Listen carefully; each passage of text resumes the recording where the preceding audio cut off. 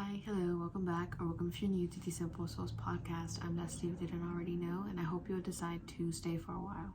Jumping right in, I recently made a decision that is the next step for me to take in my healing journey, and it's definitely going to test me at some point. I'm actually not sure if I've mentioned this already, but I started seeing therapy when my anxiety and everything were peaking, and I'm actually putting an end to that now. In the first couple of months, though, I was embarrassed to say anything about it because it was introduced to me as something for people who really needed help in a scary sense.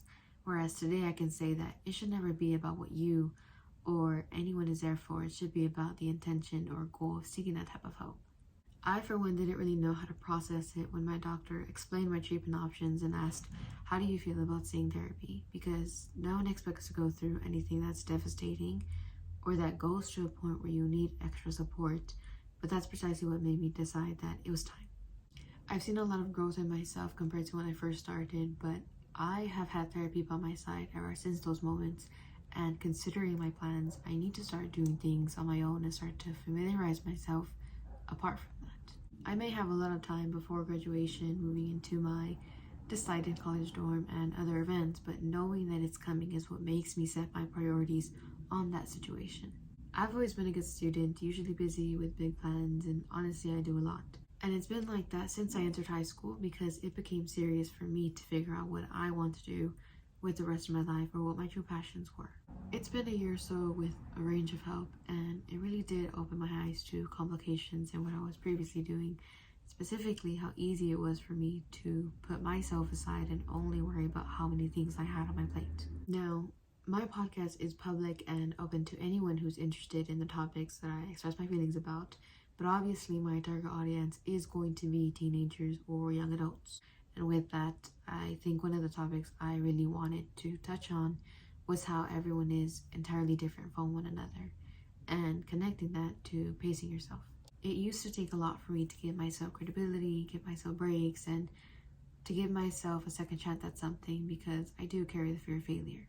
On the other hand, you meet a lot of people who are the complete opposite of you, may have similar interests but different outcomes or perspectives, and some will have different stories and circumstances from you.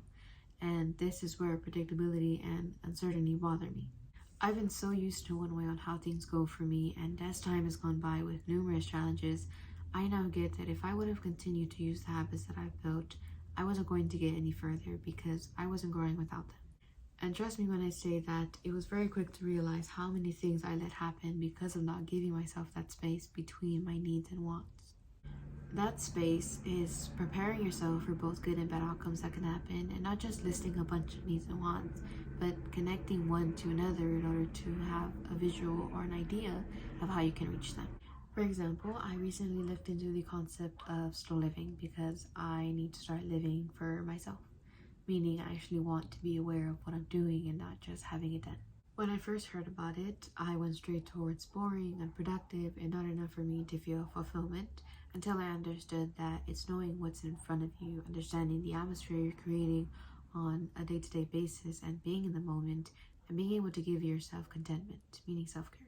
However, this cannot happen when you're constantly asking yourself to do more, just pushing yourself without any direct plan of what it is you're going after. Whether you're actually doing it or not, that thought in the back of your head is mentally draining. And I was only able to see why when I reached my limit and dramatically broke. If you still feel like it all happened yesterday, then you still need time. And you can give yourself that time while working on yourself or working on whatever you need to do, but it all depends on how you let it happen. 2022 was very transformative for me mentally, and I feel like in this new year, it'll be transformative physically and what I'm going to do. I get excited when people tell me their plans or when I'm sharing mine, but I also tend to remind myself that I'm not there yet. Because if it's not something to be worrying about now, then I should be okay with leaving it until I get there. The point is that there is a need to pace ourselves before we jump ahead, stress out, or get our hopes up. And not only those three things, but for every detail that is included, as it does affect our well-being.